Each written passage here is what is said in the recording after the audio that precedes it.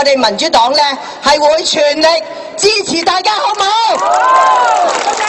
嗱，各位街坊，頭先阿湯議員講嗰啲嘢咧，我哋都好同意㗎啦。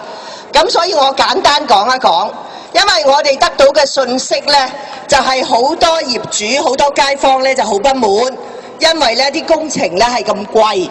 咁所以咧，我哋得到信息咧係你哋咧係想推翻個管，所以咧今晚咧我睇到你哋大家咧都好落力去簽名，所以希望咧你哋可以攞到係咪5%就得㗎啦？係，我相信你超標㗎啦，嗬？係。咁攞到，希望你盡快召開呢個會。咁頭先我都問下我哋旁邊嗰啲同事，即係到時出席咧就要10%。